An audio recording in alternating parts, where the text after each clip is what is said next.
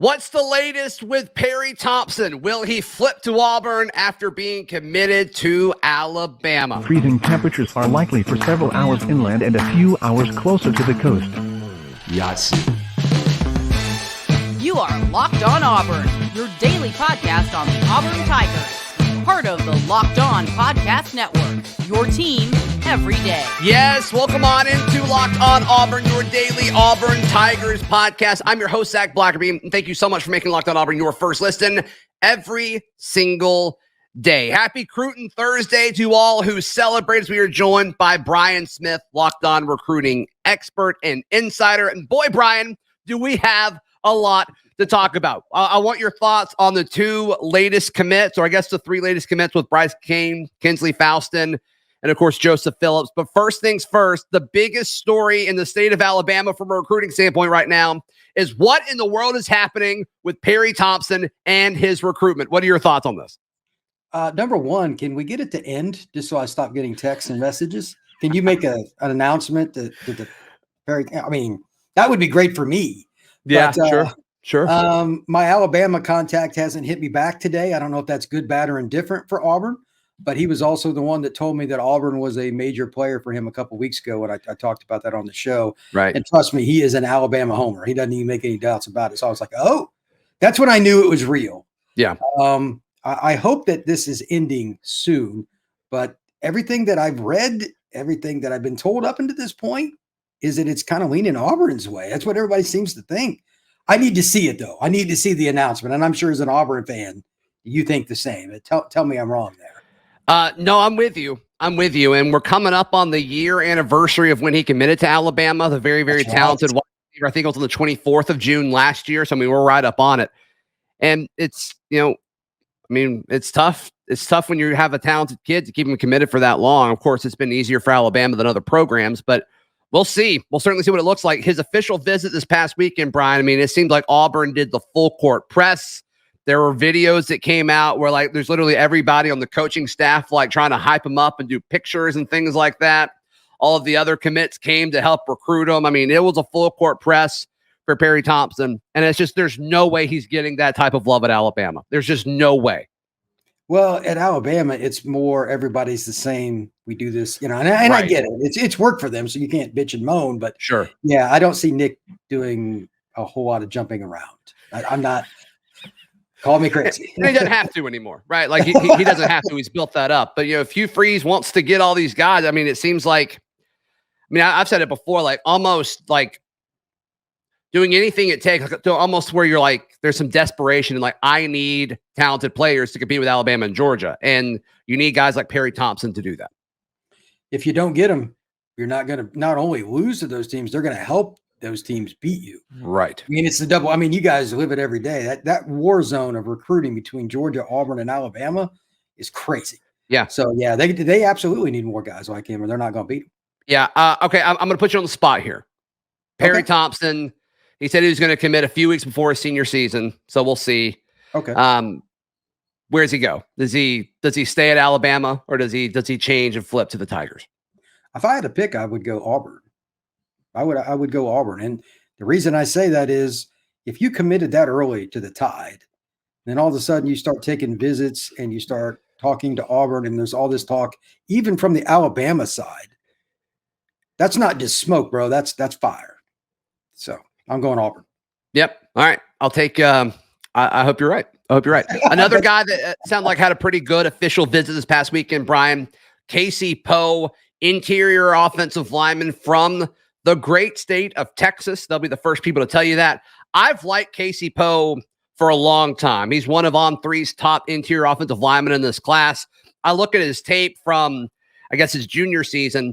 Reminds me of Braden Smith. Like, I think this guy's a really, really physical player that can really, really make any offensive line better. But, Brian, he's in Oklahoma as we speak right now on Wednesday morning, and it seems like he's in Oklahoma a ton. Well, he's visited there like 4 or 5 times. He's an East Texas kid. Yeah. Oklahoma's made a living out of East Texas for eons, and why would it change now?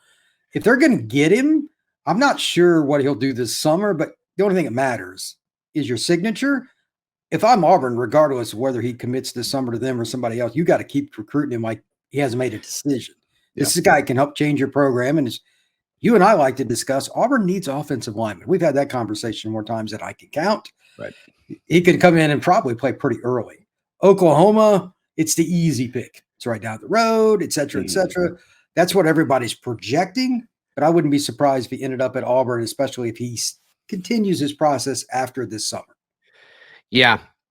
It seems like Oklahoma to me, if I had to pick right now. Are you kind of in the same boat? Yes. Yes, I am. Yeah. All right. So we'll keep track of Casey Poe. Another interior offensive lineman that kind of has mixed reviews based on where you look and what site and rankings you want to look at. But a consensus 3-star, Khalil House, very, very large child, over 300 pounds, 6'4", projects to be a guard at the next level. What's your feel on Khalil House? Well, I mean, his list is bizarre. UCF recruits Georgia. I get that. But I mean, this isn't a normal like Ole Miss, et cetera. There's no UGA or Alabama, so it's harder to project. But Sure. Auburn had good visit with him, and they've really prioritized it. And they've always recruited Central Georgia well. If I had to pick, it's Auburn. If I'm wrong, I'm wrong. But that's been my pick for a little while, and I haven't heard anything to change my mind on it. Mm-hmm. Yeah, I mean, and once again, the path to playing time is very similar to Casey Poe. Yep.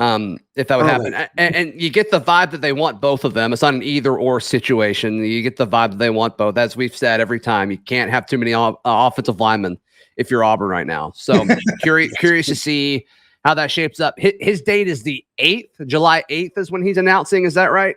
Let me see. I got Blockton as the 8th. I'm not sure on Khalil House. Okay, maybe I'm mixing that up then. Maybe I'm mixing that up. Yeah. Okay, so then Malik Blockton is certainly another guy that I think is going to go to Auburn, but then went to Texas. So I think that was a little interesting. Malik Blockton is a defensive end from Pike Road.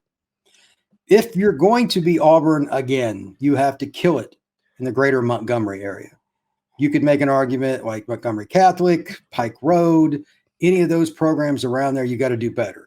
The last staff certainly didn't do enough there, but this staff has made it a priority. This is the starting point. Mm-hmm. This guy is an early contributor. This guy is somebody that can be a 5-tech or a 3-tech. This is the kind of kid they've made a living off of for 100 plus years as Auburn football. They need to get this kid. So that if they don't, that's very disappointing. Yeah, and this is Marcus Harris's little brother, who, of course, will start a defensive end for Auburn this season. And so you got to think that will have an impact on his recruitment as well. But yeah, as you said, the 8th for Blockton. I think Auburn gets House and Blockton. Do you agree with that? I would. And for their sake, I hope I'm right, because these are two really good football players. Yeah. So you're high on House, because a lot of people aren't. I think his athleticism is the key here. Here's the deal. One of my buddies one time ago told me this. He goes, offensive linemen aren't born, they are made. If he has the right attitude with his physical skills, he can start in the SEC West. Simple as that. Mm-hmm. All right. I'll take it. Brian Smith, our guest. All right. How big was getting Joseph Phillips away from Georgia? We discuss and get Brian's thoughts in just a moment, right here on Locked On Auburn. Today's show brought to you by our friends at Bird Dogs. Bird Dogs make the most comfortable pair of pants you could possibly imagine. I'm wearing my Bird Dogs right now, and I'm feeling good, Brian. I feel like I'm looking good. And not gonna lie. I mean, I know I'm more comfortable than all of you guys watching if you're not wearing Bird Dogs right now. Bird Dogs will ruin other shorts and pants for you because they're just so much more comfortable and better to wear. And right now, you can go to birddogs.com/LockedOnCollege. You can get this free Yeti-style tumbler. If you're into that sort of thing, just go to that website and it will automatically apply the tumbler to your order. Once again, that is birddogs.com/LockedOnCollege. And be sure to check out all of the different products that they have. You will love them. Once again, birddogs.com/LockedOnCollege. You won't want to take your Bird Dogs off. We promise you. Brian Smith, Locked On Recruiting Insider, our guest, as he is almost every single Thursday. So a week ago, last Thursday, Joseph Phillips announced that he is committing at noon. It was pushed back a little bit because they were in a 7-on-7 game. He finally got that wrapped up, and then he commits to the Tigers over Georgia. And Brian, this was a recruitment with the 3 weeks leading up to that. Georgia thought he was going to Georgia. Sounds like Auburn thought he was going to Georgia. And then one last call with Hugh Freeze. And you always wonder what happens in these types of phone calls with a coach and a recruit, but he picked Auburn. Really huge win on a recruiting front for the Auburn Tigers. This is the kind of deal, man, where you can make some hay. We've talked about it forever. The SEC is a defensive line and a trenches league. Auburn gets a guy that I think can come in and play as a freshman. He is a pass rusher with a lot of twitch, and he's about 250 already. He's got the size to come in and play right away. Auburn needs that, and Lord only knows beating Georgia's got to be a little special for you, I would imagine. You know, if you're going to compete with them, you got to beat them on the trail.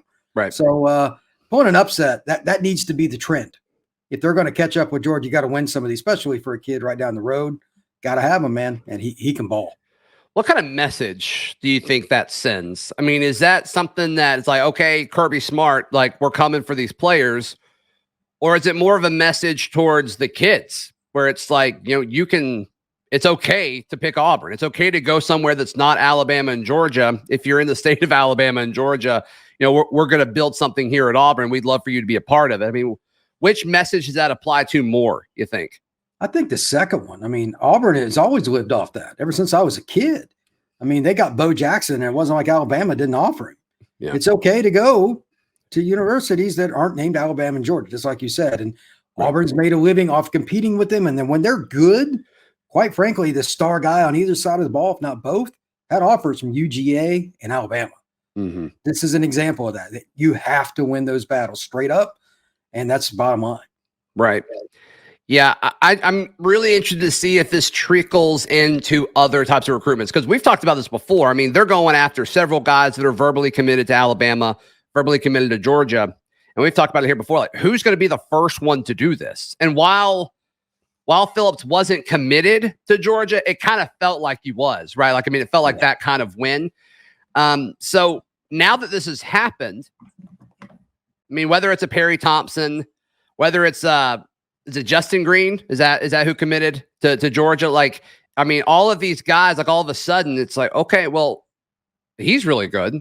I wouldn't mind playing with him and folks that are as talented as him. Like, I can go to Auburn. Like, I think there's a fit here. So hopefully he's kind of the first domino and other guys follow suit soon. Well, like you mentioned, Justin Green, he committed to UGA recently. That's a kid Auburn offered, and I'm sure they're still going to recruiting now. When you get a commitment, especially from an elite 4 or 5 star defensive lineman in like the state of Georgia, it just means you're named the leader. That's how I look at it personally. I know fans of UGA probably throw rocks at me for saying that, but you really think Hugh Freeze is going to stop calling that kid, or Nick Saban's going to, any of these schools? Elite players at D-line and corner in particular, they change the game.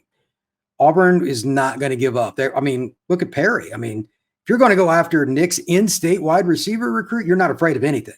Mm-hmm. So that is what Auburn has to do, and they're going after it like they should. I think they're probably the most intriguing school in the country, regardless of who your allegiance is, with recruiting right now, because they have a lot of spots still open, and they're in the mix with the numerous guys that Alabama and Georgia won. That's fun, brother. That's a lot of fun. How important is showing a proof of concept? Because I mean, we see all of these new coaches that go into a new spot, unless you're Brian Harsin, you usually get a nice bump because you're selling some idea, right?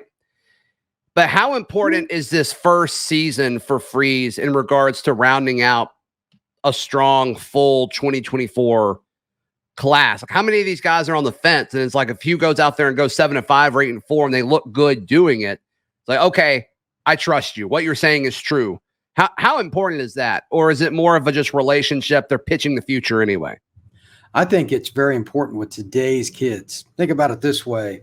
How many kids do you know that you see for more than a couple of minutes at a time, they don't have their phone in their hand? They're always sitting there looking at what their other friends are doing. They're looking at different teams. They're getting messages from coaches. It's on their mind all the time. Sure. They want to see what you can do. And if Auburn goes 8-4, 9-3 this year, I mean, who knows? SEC is so hard to predict anyway. That's going to change the recruitments. There'll be a couple kids you and I aren't talking about this summer that end up signing with Auburn. I guarantee it. Kids are that fickle.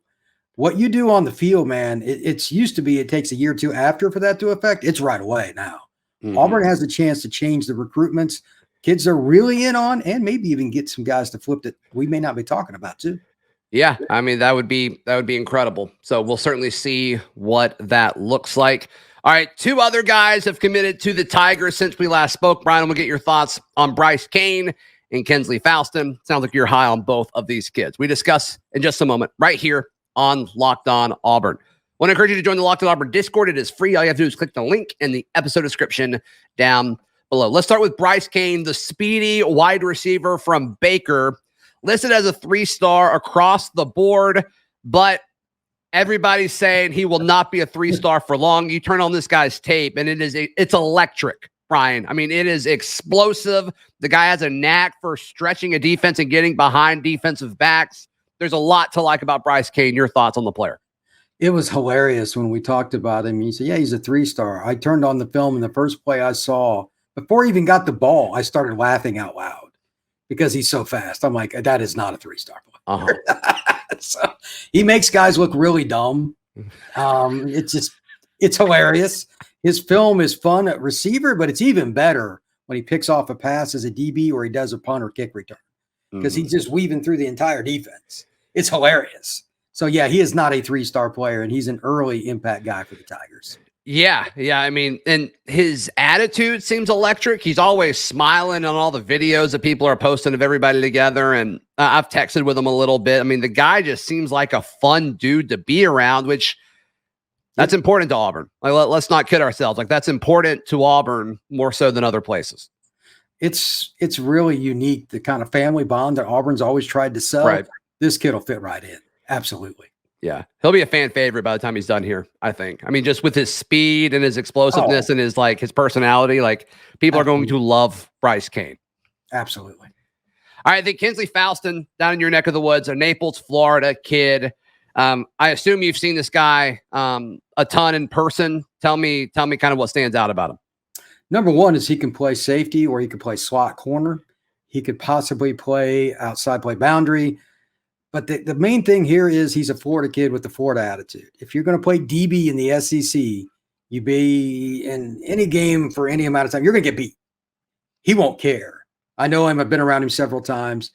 Florida kids are resilient that way. Auburn needs more swag on defense. This kid will help bring that. And they need more Florida DBs anyway. Maybe this opens the door to the great state of Florida for more recruiting. Auburn used to get a ton of kids, especially from the Panhandle and Jacksonville and stuff. But he's a South Florida guy, so that's also intriguing. Southwest Florida, far as you can go before you go into the water, my friend. So great player, and quite frankly, a kid that they can probably get on the field pretty early. How fast is this kid? I mean, because he and Cain committed close to the same time, and the big thing was like, wow, this roster just got a lot faster. I mean, he can go. I'm not saying as fast as Cain. Now, that's like shot out of a cannon. Sure. That kid is elite. This kid has got short area burst, and his ability to change direction is really good. That's why he can play either DB spot. I'm not sure where Auburn's going to put him at long term, but that's a good problem. Let the coaches figure it out. Yeah, I mean, could he be a nickel type player, or is he more of a safety? He can do both. That's what I mean. Like he doesn't care either. He's just one of those kids. He just wants to play. Never have enough of those guys, brother. Never ever. Yeah, no, I'm with you. All right, so now that Auburn had a really good week recruiting, like let's just call a spade here. I think it was a really good week for Hugh Freeze and the staff. Realistic expectations for where Auburn could finish as a class. I mean, every Auburn fan wants it top 10. Is that realistic, Brian? Is it too early to tell? I'd prefer you not have that answer, but I'll let you use that as a cop-out if you want to. Well, to be honest, I don't see why top 10 would be out of the question. Yeah. Based on the second segment, we were talking about how they're still going to go after kids like 4- and 5-star players that are committed to Alabama and Georgia. If you flip some of those, why couldn't you have a top 10 class? I mean, I'm lost if that's the case. And also, I don't really care what the recruiting ranking is as much anymore because of the portal. Right. And Auburn has been so active. If you're not mixing the portal class with the high school class as your final judgment, then you're not, especially with Auburn, the way they've done it with Freeze. What was it, 21, 22, something like that they got? I think it ended up being 20. Yeah, I mean, that's a bunch of dudes, man. So, yeah, I'm not real worried about it. They'll conservatively be top 15, I bet you, by the end, though. Yeah. Yeah, we talked about this earlier in the week. If you look at average player ranking and they're like 8th or something like that, and then they go out and add 10 or 15 dudes through the portal again. Like, okay. Like, That's what I mean. Are you winning with talent, not just high school talent? That's what matters. Right. And it's going to take some time for us to like adjust as an industry and kind of figure out like, how do you grade that? Like, how do you really truly grade that? And I don't know if there's a perfect answer for it. We've discussed it, many of us, and there isn't a clue yet because you're talking about different age groups and everything, like a 5th-year senior transfer quarterback. How do you evaluate that? Because it's worth its weight in gold. Mm-hmm. So, I mean, Auburn fans are real happy with one that just came. So, I mean, you know what I mean? It's, right. Yeah, that Peyton Thorne guy, I think he's going to be pretty good. Yeah. There you go. I mean, it changes your roster. So, yeah, one kid you can't just rank as like a 4 or 5 star in that scenario. I don't know how you do it. So, I just know Auburn's going to be better in the win-loss record because of it. That's the only ranking that I care about. What do you think's next for this Auburn recruiting class? Anybody specific popping out? Is it one of the guys that we've already discussed today, or do you see other kind of names on the horizon? I know you've told me you've taken a lot of Auburn notes, which I appreciate. I appreciate a ton, by the way. I mean, Khalil House in Blockton or 2, but I would imagine there'll be at least one more kid because I was talking to John Garcia about this earlier today. Nice. Kids are just popping up randomly now that we don't even know about that are making announcements. Between now and July 4th, Auburn's probably going to get a kid or lose a kid that they thought they were going to get. I mean, it's just that time of year. It's random. It's very hard to follow, but it's fun. So you got to just keep going and hitting refresh. I know that sounds crazy, but we do it too. These kids are all over the map, man. And the visit dates are about done for this month. This weekend is the last one for all the schools.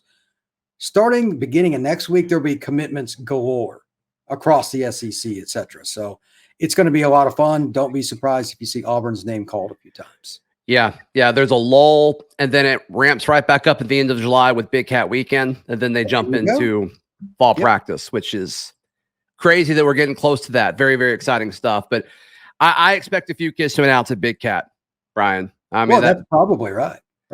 And I feel like it's been a few years since we've had a commitment at Big Cat. So that'd be a nice kind of change of pace, which would be very fitting with the way Hugh Freeze and the staff have treated recruiting differently than the previous group did. No comment. Yeah, I understand. Brian, how can people check out everything that you've got going on, buddy? At FBScout_Florida. You can find me on Twitter. You can find me on YouTube. Talking a lot of prospect reviews and stuff on my YouTube page in particular right now. In the next few weeks, there's certainly going to be a lot to talk about from the big box perspective of who's got the best class. That's the next thing we're going to be talking about. Yep. So be sure to check out all of Brian's work. And of course, you can hear Brian throughout the Locked On Podcast Network as well. Find all my written work at auburndaily.com, and we will see you tomorrow. This has been Locked On Auburn.